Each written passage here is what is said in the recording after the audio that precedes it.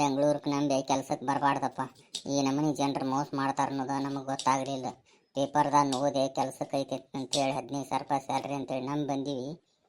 ಈ ಥರ ಮೋಸ ಮಾಡ್ತಾರಂತ ನಮಗೆ ಗೊತ್ತಾಗಲಿಲ್ಲ. ಅದಕ್ಕೆ ನಿನಗೆ ಮೊದಲ ಹೇಳಿದ್ನೆ, ಪೇಪರ್ದು ನಂಬೋದು ಬೇಡಲೇ, ಫೋನ್ ಹಚ್ಚಿ ಕೇಳೋನು ಸರಿಯಾಗಿ ಎಲ್ಲ ಕೇಳೋಣ ಅಂತ ನಿನಗೆ ಮೊದಲ ಹೇಳಿದ್ನೆ. ನೀನು ನನ್ನ ಮಾತಾ ಕೇಳಲಿ. ನೀನು ಹಿಂಡ ಹೊಡ ನಿನ್ನ ಮುಂದೆ ಫೋನ್ ಹಚ್ಚಿದ್ನಿ ಇಲ್ಲ, ಈಗ ಮತ್ತೆ ನಾನು ಹೊಳಾಕತಿ. ಆಯ್ತು ಹೋಗ್ಲಿ ಬಿಡ್ಲಿಪ್ಪ, ಮನ್ಯಾಗ ಏನರ ಹೇಳ್ಕೊಂಡ್ರಾತು. ನಡಿ ಈಗ ಮನೆಗೆ ಹೋಗು. ಬೆಂಗಳೂರಿಗೆ ಇನ್ನೂ ಬಂದೇವನಲ್ಲಿ ಈ ನಮ್ಮನೆ ಮೋಸ ಮಾಡತ್ತಾರು. ಅದನ್ನು ಹೇಳೋಕ್ಕಾಗೋದನೇ ಇಲ್ಲ. ಅಲ್ಲಿ ನೋಡಿದಿಲ್ಲ ಎಷ್ಟು ಮಂದಿ ಹತ್ಕೊಂತ ಕುಂತಿದ್ರು. ನೋಡಿದಿಲ್ಲ ನಮ್ಮಂಗ ಇನ್ನೊಬ್ಬ ಬಕರಾಗಿದ್ದ, ನೌಕರಿಗೆ ಅಂತ ಗೋಡಿ ಮೇಲೆ ಅಡ್ವರ್ಟೈಸ್ಮೆಂಟ್ ಹಚ್ಚಿದ್ರು. ಅದನ್ನು ಓದ್ಕೊಂತ ನಿಂತಿದ್ದಂತವ ಗಪ್ಪನ ಒಬ್ಬ ಬಂದಂತ ಬಂದ್ಕೂಲೆ ಕೆಲಸ ಬೇಕನಪ್ಪ ಅಂತಂದು. ಹೌದ್ರಿ ಸರ್ ಅಂತಂದಂತ. ನಡಿ ಇಲ್ಲೇ ಐತಪ್ಪ ಅಂತೇಳಿ ಕರ್ಕೊಂಡು ಹೋದ್ರಂತ. ಕರ್ಕೊಂಡು ಹೋಗಿ ಅಲ್ಲಿ ಹೋಗಿ ಹೋಟೆಲ್ದಾಗ ಕುಂತಾರಂತ.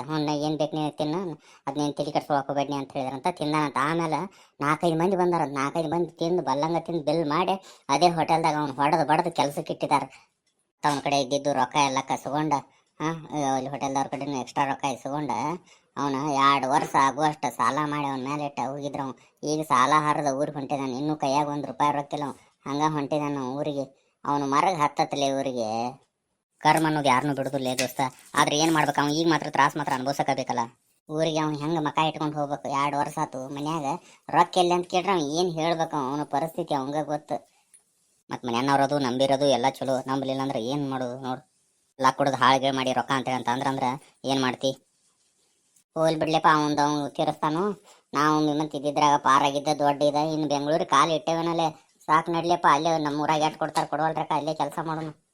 ಏನಲ್ಲಿ ಇನ್ನೂ ಟ್ರೈನ್ ಬರೋಕ್ತಿಲ್ಲ, ಹುಬ್ಳಿ ಟ್ರೈನ್ ಎಷ್ಟೊತ್ತಾತ್ ನಿಂತ. ಬರ್ತದ ತಡಿ, ಅಷ್ಟ್ಯಾಕೆ ಬಡ್ಕೊಳತಿ. ಏ ಶಂಕರ ಬಾರೋ ಇಲ್ಲಿ. ಶಂಕರ ಯಾರನ್ನ ಕರೆಯತ್ತೀರಿ ನೀವು? ನಾ ಶಂಕರ್ ಅಲ್ರಿ. ಶಂಕರ 2 ತಿಂಗಳಾತಪ್ಪ, ನಂದು ಸ್ವಲ್ಪ ಸಮಸ್ಯೆ ಇತ್ತು. ನಿನಗೆ ದುಡ್ಡು ಕೊಡೋಕ್ಕಾಗ್ತಿರ್ತಿಲ್ಲ. ತೊಗೊಳಪ್ಪ ನಿನ್ನ ರೊಕ್ಕ ದುಡ್ಡು. ನಾ ಶಂಕರ್ ಅಲ್ರಿ, ರಾಮು. ಯಾಕಪ್ಪ ನನ್ನ ಮೇಲೆ ಸೆಟ್ ಮಾಡ್ಕೊಂಡಿಯೇನಪ್ಪ?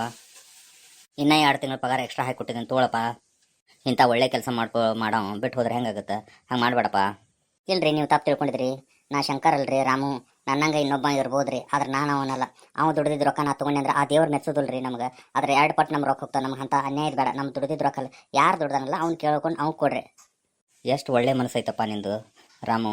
ಅಕಸ್ಮಾತ್ ಶಂಕರ್ ಅಂತೇಳಿ ನಾನು ನಿನ್ನ ಕೈ ರೊಕ್ಕ ಕೊಟ್ಟಿದ್ನಿ ಅಂದ್ರೆ ಆಮೇಲೆ ನಾವು ಬಂದು ನನ್ನ ರೊಕ್ಕ ಅಂತ ಕೇಳಿದ್ರೆ ಇಬ್ಬರು ಜಗಳ ಮಾಡ್ಬೇಕಾಕಿತ್ತಪ್ಪ. ದೇವ್ರು ನಿನಗೆಲ್ಲ ಒಳ್ಳೇದು ಮಾಡ್ಲಪ್ಪ. ಆಯ್ತಪ್ಪ, ಊರಿಗೆ ಹೊಂಟ್ರಿ, ಊರಿಗೆ ಹೋಗಿ ಬರ್ರಿ. ಟಿಕೆಟ್ ತೊಗೊಂಡಿಲ್ಲ ದೋಸ್ತ, ಇನ್ನೇನು ಟ್ರೈನ್ ಬರೋ ಟೈಮ್ ಆಯ್ತು. ಟಿಕೆಟ್ ತೊಗೊಂಡಿದ್ದೆ ಇಲ್ಲೋ? ತೊಗೊಂಡಿದ್ದಂತು ಆಗಳೇ ಹೋಗಿ.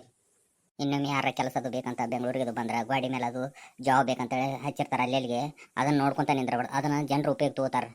ನಿಮ್ಗೆ ಕೆಲಸ ಬೇಕಂತ ಹರಕಾತ ಐತೆ ಅನ್ನೋದು ನೋಡ್ಕೊಂಡವ್ರನ್ನ ಪಟ್ನ ಬಂದುಬಿಡ್ತಾರೆ. ಅವ್ರು ಇಲ್ಲಿ ಐತೆ ನೋಡು ಬಾ ಬಕರ ಅಂತೇಳಿ ನಿಂತಾರ, ನೋಡಿದಾರನ ಅಂತಕ್ಕೆ ಬರ್ತಾರೆ. ಅದಕ್ಕೆ ಬೆಂಗಳೂರಾಗ ಯಾರು ಗುರುತು ಪರಿಚಯ ಇಲ್ಲಾಂದ್ರೆ ಮಾತಾಡ್ಸಕ್ಕೆ ಹೋಗ್ಬಾರ್ದಪ್ಪ. ಭಾಳ ಮೋಸ ಮಾಡ್ತಾರೆ ಇಲ್ಲಿ ಜನರು. ಹೌದು ದೋಸ್ತಾನೆ, ಹೇಳೋದ ಕರೆ ಐತಿ. ನೋಡಿ ನೋಡ್ಲಾರಂಗಿರೋದಷ್ಟ. ಇಲ್ಲಿ ಗುರುತು ಪರಿಚಯನೇ ಇರೋದಿಲ್ಲ. ಯಾರನ್ನೂ ಮಾತಾಡ್ಸಕ್ಕೆ ಹೋಗ್ಬಾರ್ದು.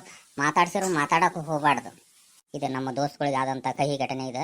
ಮತ್ತು ಯಾರನ್ನೂ ಕೆಟ್ಟ ದೃಷ್ಟಿಯಿಂದ ಹೇಳೋದಾಗಲಿ ಏನು ಮಾತಾಡೋದಾಗಲಿ ಆದಂಥ ಅನುಭವ ಇದನ್ನು ಸ್ವಲ್ಪ ಹಂಚ್ಕೊಂಡಿತ್ತು. ಮತ್ತು ಅದಕ್ಕೆ ಯಾವ ಕೆಟ್ಟ ದೃಷ್ಟಿಯಿಂದ ಈ ವಿಡಿಯೋ ಮಾಡಿಲ್ಲ. ಬಾಯ್, ಸಿಗೋಣ ಮತ್ತೆ ಮುಂದಿನ ವಿಡಿಯೋದಲ್ಲಿ. ಬೆಂಗಳೂರಿಗೆ ಹೋಗಿ ಯಾರ್ಯಾರಿಗೆ ಏನೇನು ಅನುಭವ ಐತೆ ಅನ್ನೋದನ್ನ ಕಮೆಂಟ್ ಮಾಡಿ ಹೇಳ್ರಿ. ಆದಂಥ ಅನುಭವನ ಹಂಚ್ಕೊಂಡಿದ್ದೀವಿ.